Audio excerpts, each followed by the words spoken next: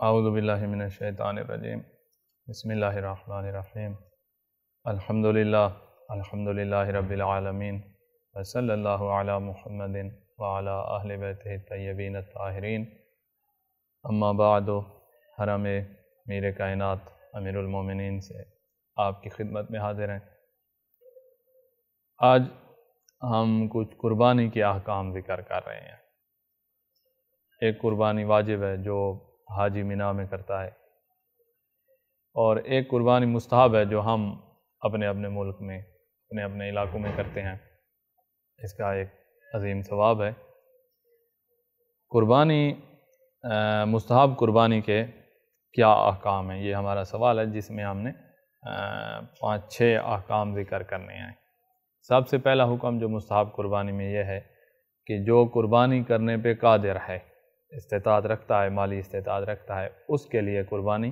مستحب ہے۔ اور اگر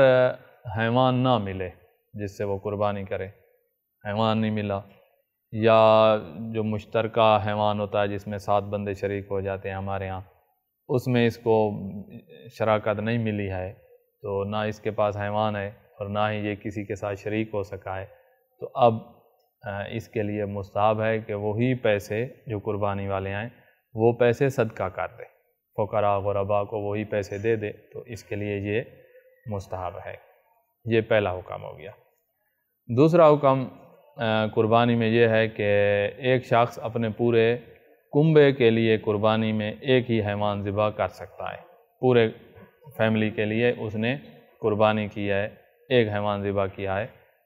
مثلا ایک بکرا ذبح کر دیا ہے ساری فیملی کی نیت سے، تو اس طرح کیا جا سکتا ہے۔ اور دوسری بات یہ ہے کہ ایک ہی حیوان میں متعدد بندے شریک ہو سکتے ہیں،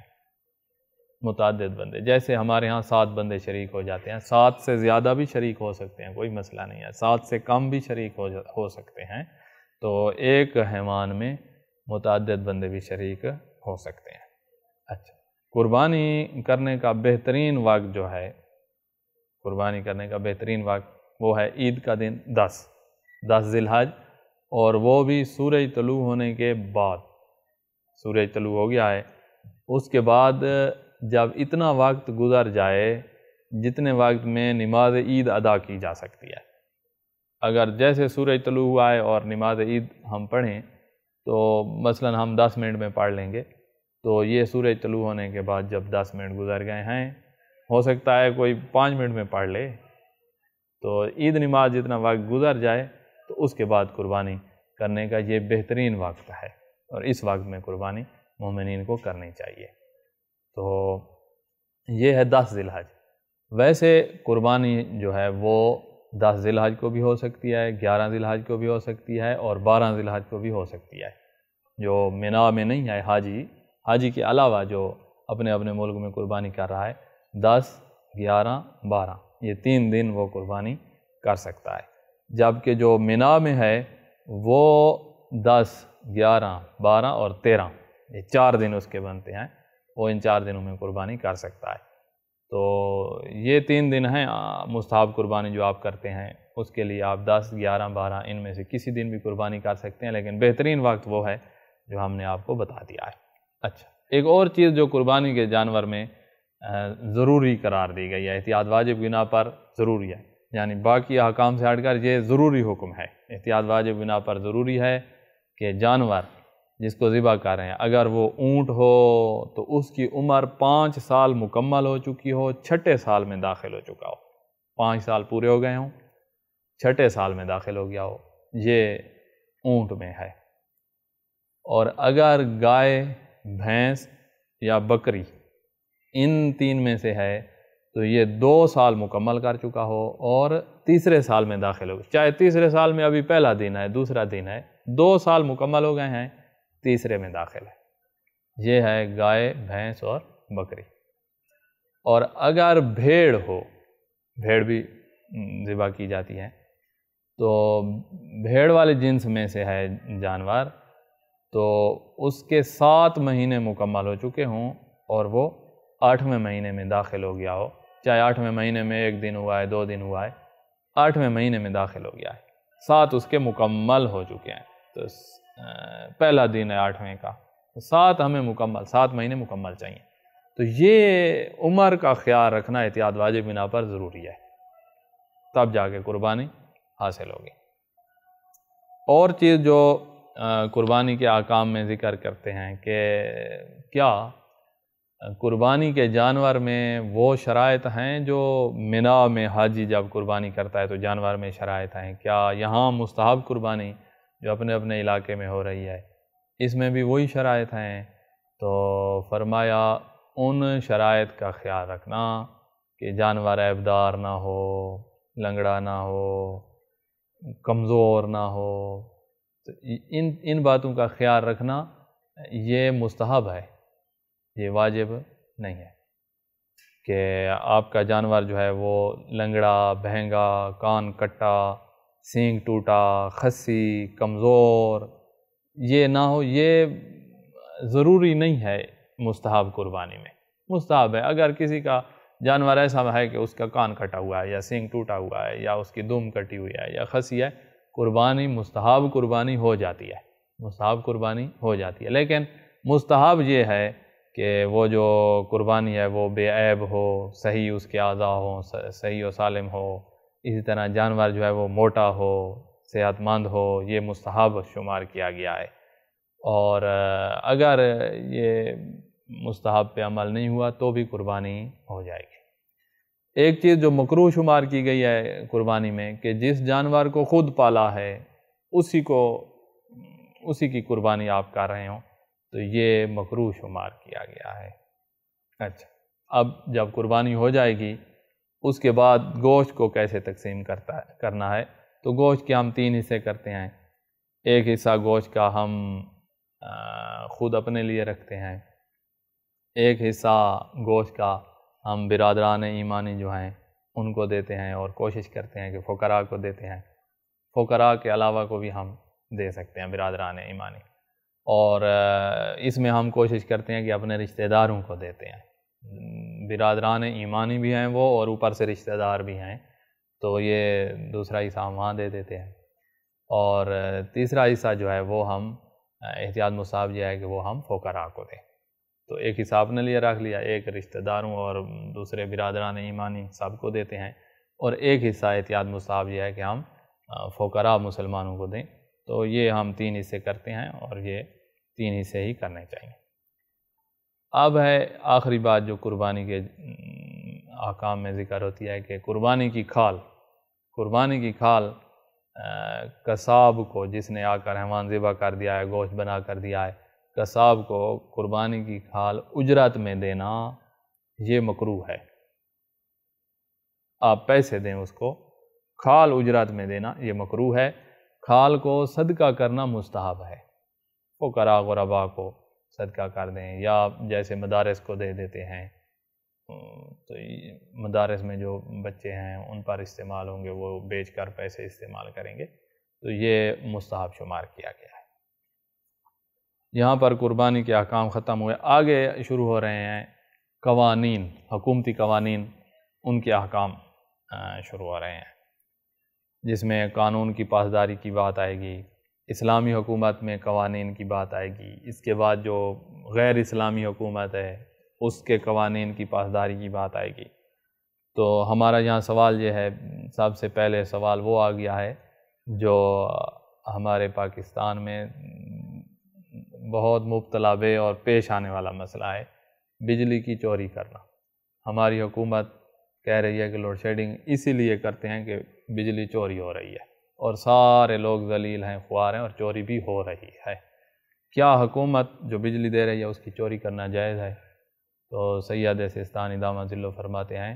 کہ یہ چوری کرنا جائز نہیں ہے، چوری کسی قسم کی بھی جائز نہیں ہوتی، حکومتی مال کو چوری کرنے کی اجازت نہیں ہے، تو بجلی چوری کرنا جائز نہیں ہے۔ آگے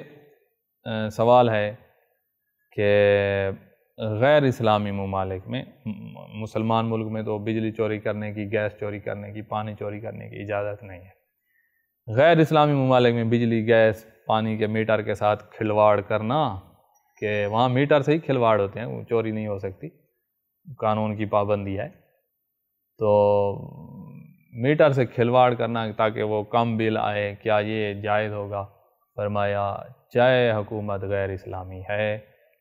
میٹر سے یہ کھلواڑ کرنا جائز نہیں ہے، جائز نہیں ہے۔ جتنا آپ لے رہے ہیں اتنا ہی بل ادا کریں۔ اب ہے کہ بجلی چوری کی ہوئی ہے، اور بس یہ عجیب دن بھی ہمارے زمانے میں دکھائی دینے تھے کہ مسجد کے لیے بجلی چوری ہو رہی ہے، مسجد کے لیے، پھر اسی سے جو ہے وہ پانی کی موٹر چل رہی ہے، پانی آ رہا ہے، اسی سے پنکھے چل رہے ہیں، جمعہ پڑھا جا رہا ہے، اسی سے بہت کچھ ہو رہا ہے۔ مسجد کے لیے، اپنے گھروں کے لیے بھی چوریاں اور مسجد کے لیے بھی چوری، تو یہ دن بھی ہم نے دیکھنے تھے، یعنی اس زمانے والوں نے۔ تو بجلی چوری کیا، اس سے پانی، موٹر چلا کے پانی زمین سے نکالا ہے، اور اس پانی سے وضو، تو کیا وضو باطل ہے یا وضو صحیح ہے؟ بات یہ ہے کہ جو شریعت کے احکام ہوتے ہیں نا، یہ اس کے اپنے قواعد ہیں، اسی کے مطابق چلتے ہیں۔ اس میں جذبات میں آ کر یا غصے میں آ کر احکام میں رد و بدل، یہ چیز فقہ جعفریہ میں نہیں ہے۔ وضو میں شرط ہے کہ وضو کا پانی مباح ہو، غصبی نہ ہو۔ اب جو زمین سے پانی نکلا ہے، یہ خود پانی جو ہے یہ غصبی نہیں ہے، اس کا جو ذریعہ بنایا ہے بجلی چوری، یہ کام غلط ہے۔ تو اب بجلی کی چوری جائز نہیں ہے، لیکن پانی تو غصبی نہیں ہے، لہذا ہم یہ نہیں کہہ سکتے کہ وضو ہی باطل ہے۔ شریعت جذبات اور غصے میں آ کر جواب دینا، یہ چیز شریعت میں نہیں ہے۔ شریعت اپنے قوانین کے، یہ طالبانائزیشن نہیں ہے۔ تو غصہ یہاں نہیں کرنا، جلد بازی یہاں نہیں کرنی۔ بات یہ ہے کہ پانی غصبی نہیں ہے، لہذا وضو باطل نہیں ہوگا۔ بجلی چوری یہ جائز نہیں ہے، بجلی چوری جائز نہیں ہے، یہ ایک ناجائز کام ہے۔ تو ہر ایک کو اپنے اپنے مقام پہ رکھے، لہذا وضو کرنا درست ہے، لیکن بجلی چوری کرنا حرام ہے۔ اب آگے ایک اور سوال ہے کہ ہم جن کو بیک ورڈ ممالک کہا جاتا ہے نا، کہ ہم نے اپنی شریعت کی پابندی ہی نہیں کی ہے، اور ہماری شریعت جیسے قانون بنا کر دنیا بہت آگے نکل گئی ہے، اخلاقیات میں بھی آگے نکل گئے ہیں، اور ٹھیک ہے مختلف دوسری جہات سے وہ پست ہیں معاشرے، لیکن کچھ باتیں ان میں اچھی بھی ہیں۔ تو گاڑی میں سوار ہوتے ہیں تو گاڑی میں لکھا ہوا تھا کہ یہاں سگریٹ نوشی نہیں کرنی، یہ سوال ہے آگے، اور سگریٹ پینے والے نے پرواہ ہی نہیں کی ہے کہ کیا لکھا ہوا ہے، تو کیا یہ اس طرح کرنا جائز ہے؟ تو فرمایا کہ اگر گاڑی میں سوار ہونے کی یہ ایک ضمنی شرط ہو کہ اس گاڑی میں جو سوار ہوگا وہ سگریٹ نہیں پی سکتا، نہیں ہونا سوار تو نہ ہو، جو سوار ہوگا سگریٹ نہیں پی سکتا، تو پھر سگریٹ پینا جائز نہیں ہوگا۔ اور اگر حکومت کی طرف سے قانون ہو، گاڑی میں یہ لکھا ہوا بھی نہیں ہے، کوئی گاڑی والوں نے شرط نہیں لگائی، لیکن حکومتی قانون یہ ہے کہ گاڑی میں سگریٹ کوئی نہیں پیے گا، تو پھر اس قانون کی پابندی کرنا ضروری ہے، اور قانون کی خلاف ورزی کرنا جائز نہیں ہے۔ جو حکومتی قوانین ہیں، سید سستانی دامت ذلہ کا مبنی یہی ہے، نظریہ یہ ہے کہ حکومتی قانون کی کسی صورت میں بھی مخالفت کرنے کی اجازت نہیں ہے۔ گاڑی میں جو سوار ہو، اگر اس قسم کی تحریر جو گاڑی میں لکھی ہوئی ہے سواریوں پر ضمنی شرط کے طور پر ہو، یا یہ تحریر حکومتی قانون ہو، یا شرط ہے گاڑی والوں کی طرف سے یا حکومتی قانون ہے جس کی پابندی کو حکومتی قانون لازم سمجھتا ہو، تو اس شرط اور قانون کی پابندی لازم ہے، اور گاڑی میں سگریٹ نوشی جائز نہیں ہے۔ جی آگے سوال ہے، دوران ڈیوٹی حکومتی ملازم ہے، دفتر میں کام کرتا ہے، دوران ڈیوٹی وہ کوئی اپنا کام کرنے لگ گیا ہے، حکومت کا ملازم ہے، تنخواہ لے رہا ہے، اپنے جو 6 گھنٹے اس نے 7 گھنٹے دفتر میں لگانے، 8 گھنٹے اس کی وہ تنخواہ لے گا، لیکن ان میں 1-2 گھنٹہ اپنے کام میں لگ گیا ہے، تو کیا اس طرح کرنا جائز ہے ایک حکومتی ملازم کے لیے؟ اور یہ چیز ہمارے ہاں، ہمیں یہ جو کوئی حالات ایسے بنے ہمارے ملک کے کہ اوپر سے جب بے ایمانی تھی، بد اخلاقی تھی، حکومتی مال چوری کرنا اور کھانا تھا، تو نیچے وہی اثر ہوا اور ہر ادارے میں یہ اثر چلتا گیا اور ہم ساری قوم ہی ایک قسم کی اخلاقی پستی میں گر گئے ہیں۔ اب اپنے جو ٹائم ہے اس میں جو کام کرنا ہے وہ کام آپ کو کرتا ہوا شاید 100 میں سے کوئی ایک بندہ نظر آئے جو اپنا پورا ٹائم اور پورا کام اسی طرح کرتا ہو جس طرح مطلوب ہے، ورنہ درمیان میں ڈنڈی مار دیتے ہیں۔ عوام رول رہی ہے، دفتروں میں بیٹھ کر آرام سے وہ جو ہے نا گپ شپ لگا رہے ہیں۔ تو یہ اوپر سے کام ہوا ہے جس کی وجہ سے ہر ادارے میں پھیل، پتہ نہیں کب ہم اخلاقی طور پر اپنے آپ کو سنواریں گے، کب جو ہے وہ ایمانداری کے ساتھ کام کیے جائیں گے۔ بہرحال ایک عرصہ لگا ہے سب کو خراب کرنے میں، اب سب کو بننے میں بھی عرصہ لگ جائے گا، اللہ کرے کہ کچھ بن جائے کام۔ تو اپنے کام میں مصروف ہو گیا ہے حکومتی اہلکار اور وہ جو کام تھا وہ اس نے نہیں کیا ہے۔ تو کیا اس طرح کرنا جائز ہے؟ تو اس کے جواب میں فرماتے ہیں کہ حکومت یا کسی ادارے کی طرف سے ملازم سے یہ معاہدہ تھا کہ اپنا کام نہیں کرنا ہوگا، ان 6 گھنٹوں میں جو دفتری کام ہے وہ کرنا ہوگا، اپنا نہیں کرنا ہوگا۔